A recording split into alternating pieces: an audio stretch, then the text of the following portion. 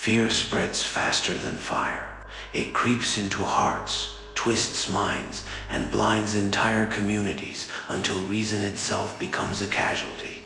In 1692, in a small Puritan town called Salem, Massachusetts, fear became the deadliest curse of all. It began with whispers, strange fits, mysterious screams, contortions of the body. A group of young girls claimed to be tormented by unseen forces. The village elders, already consumed by religious fervor and suspicion of the devil's hand in daily life, leapt to a chilling conclusion. Witches walked among them. What followed was one of the darkest chapters in American history. Neighbors turned against neighbors. Accusations spread like a plague. Ordinary men and women, mothers, farmers, ministers, and even respected leaders were branded as servants of Satan in makeshift courtrooms. Spectral evidence, visions, dreams, the word of children was enough to seal a death sentence. Before the nightmare ended, more than 200 people had been accused of witchcraft. 19 were hanged. One man was pressed to death beneath heavy stones. Dozens more rotted in prison, their lives destroyed by fear, greed, and hysteria. But the Salem witch trials were more than a tragic miscarriage of justice. They were a mirror, reflecting the darkest corners of human nature, paranoia, vengeance, and the hunger for control. Some say the trials cursed Salem forever, staining the land with restless spirits of the condemned. Others believe the curse is not supernatural at all, but a reminder that when fear rules, reason dies, and with it, innocent lives. Tonight, we journey back into the cursed history of Salem. We'll step into the Puritan world of the 1600s, where faith and fear collided. We'll follow the spark that ignited the witch hysteria, uncover the chilling trials that followed, and confront the haunting legacy that Salem carries to this day. By the end, you may find yourself asking, were these witches real? Or was the true evil not found in the accused, but in the accusers?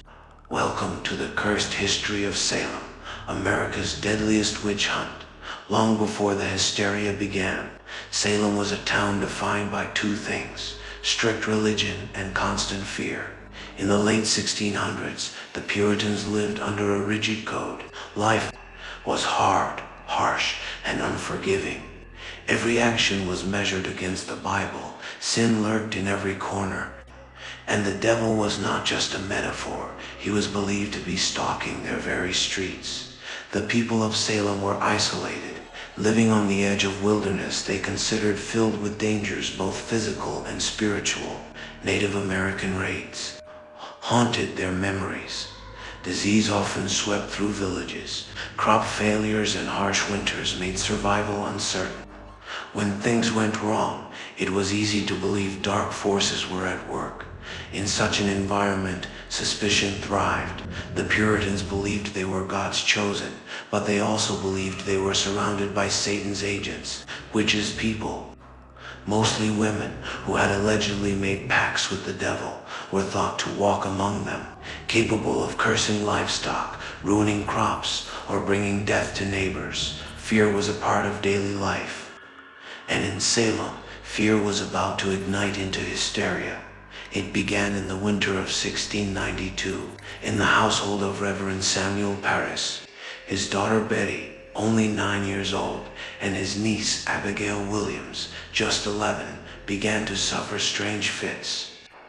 They screamed without cause, contorted their bodies in impossible ways, and claimed to see visions of dark figures tormenting them. Doctors, baffled by the symptoms, declared the girls bewitched. That single diagnosis was enough to unleash chaos. The girls accused 3 women of witchcraft: Tituba, Reverend Parris's enslaved servant from the Caribbean; Sarah Good, a homeless beggar; and Sarah Osborne, a woman already scorned for defying Puritan norms. Their trials set the stage for the terror to come. Tituba, under pressure, confessed. But her confession was not ordinary. She claimed there were many witches in Salem, working together for the devil. That revelation was like a spark hitting dry grass. Fear exploded suddenly. Every odd occurrence had a new explanation. A cow falling ill, a child's fever, a neighbor's misfortune, all could be blamed on witches. And the more accusations spread, the safer the accusers became. To accuse was to protect yourself. To be accused was to face doom. The hysteria had begun, and Salem would never be the same. As accusations multiplied, makeshift courts were established to deal with the flood of alleged witches. But these were no ordinary trials. The rules of evidence were twisted, warped by fear. The most infamous method was spectral evidence. If someone claimed to see your spirit tormenting them in a dream or vision, that was enough to convict. Imagine sitting in court as your neighbors screamed, insisting your ghost pinched them, strangled them, or whispered to them at night. And knowing their words could send you to the gallows by mid-1692. Dozens of men and women were imprisoned, shackled in cold, filthy cells. The youngest accused was just 4 years old. The oldest, nearly 80. Some confessed, hoping to save themselves, but confession often sealed their fate anyway. The trials were theatrical, emotional, and terrifying. Children screamed in courtrooms, collapsing into fits whenever an accused witch entered. Ministers thundered sermons about the devil's work. Judges nodded solemnly as evidence thinner than smoke condemned the innocent. And then came the sentences. One by one, men and women were led to the gallows, ropes tied around their necks, prayers torn from their lips. Onlookers watched as the trapdoors dropped. Salem became a stage for death. Between June and September of 1692, 19 people were hanged on Gallows Hill. Their names: Bridget Bishop, Rebecca Nurse, Martha Carrier, John Proctor, and others became etched into America's darkest history. But one death stood apart. Giles Corey, an elderly farmer, refused to plead guilty or innocent. Knowing that either choice could doom his land and family, he remained silent. The court responded with a punishment both brutal and unforgettable. Pressing, Corey was stripped, laid on the ground, and heavy stones placed on his chest.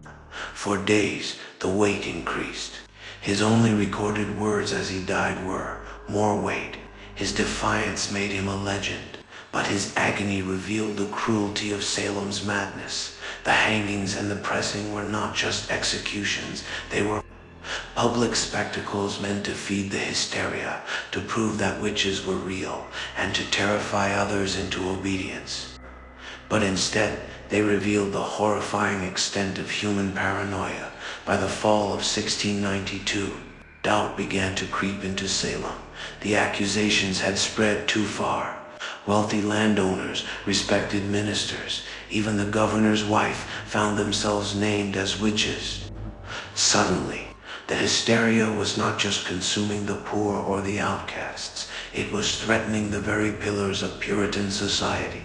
Ministers outside Salem began to question the trials, criticizing the use of spectral evidence. Families of the accused fought desperately to save their loved ones.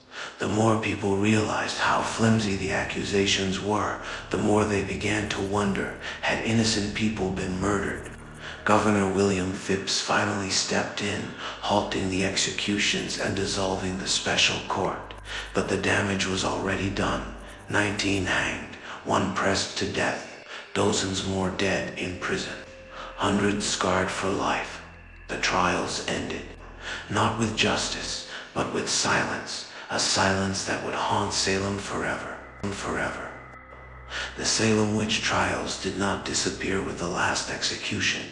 For centuries, the town carried its curse. Families of the condemned were left to bear shame and grief. Land once owned by the accused was stolen, enriching those who had fanned. The flames of hysteria legends say Salem is still haunted. Tourists walking through the old burying grounds claim to see ghostly figures among the graves of the condemned. Some hear whispers in the night, voices begging for justice. Others believe the curse of Salem was not supernatural at all, but a scar on America's conscience, A reminder that fear can destroy a community faster than any witch today. Salem thrives as a symbol of both tragedy and curiosity. Its streets are filled with museums, ghost tours, and Halloween festivals. But beneath the costumes and candlelight lies the chilling truth. Innocent lives were lost to paranoia, greed, and the thirst for control. And though centuries have passed, the curse of Salem lingers still. The Salem witch trials were not just a story of witches. They were a story of people. People who let fear become more powerful than truth. People who let hysteria silence justice. And people who destroyed their neighbors in the name of God. 19 men and women hanged on Gallows Hill. One crushed beneath stones. Dozens left to die in cold, filthy prison cells. And hundreds more scarred, accused, and shunned not because they were witches, but because fear demanded victims. Centuries later, Salem's curse is not only in ghost stories and whispers in the graveyard. The real curse is how easily history can repeat itself, how quickly suspicion can grow, how fast communities can turn against their own when fear becomes the loudest voice in the room. Skeptics will tell you that Salem witch trials were a tragic misunderstanding, a relic of superstition from another age. But is that really true? Or do we still see Salem's shadow today, whenever lies spread faster than truth, whenever paranoia becomes law, and whenever innocent people are condemned without evidence? Salem forces us to ask hard questions. What is justice when reason is blinded? What is truth when fear decides the verdict? And what happens when the real evil isn't hiding in the accused, but in the accusers themselves? Perhaps that is why Salem remains haunted, not just by spirits wandering the old graveyards, but by the memory of what happens when humanity loses itself to hysteria. Every October, when the streets of Salem fill with witches and ghosts, tourists laugh and celebrate, but beneath the laughter lies the echo of gallows, the weight of stones, the cries of the innocent. The true curse of Salem is that it reminds us of the darkness we are all capable of. And maybe, just maybe, that's why the ghosts still walk. Not to terrify us, but to warn us. So I'll leave you with this question. If Salem's gallows could speak, what would they say? Would they tell us to forget, to move on, to bury the past? Or would they whisper, again and again, the warning that fear is the deadliest curse of all? Tell me your thoughts in the comments. Do you believe Salem is truly haunted by spirits, or is it haunted by something far more real? The memory of what people are willing to do when they let fear control them. And if you want more journeys into the darkest corners of American history, stories of curses, legends, and truths too terrifying to ignore, make sure you hit that like button, subscribe, and ring the bell, because the past isn't dead. The past isn't gone. The past is waiting, and some stories will always come back to haunt us. This has been the cursed history of Salem, America's deadliest witch hunt. Until next time, remember, history isn't just written. Sometimes it lingers in the shadows, waiting for us to listen.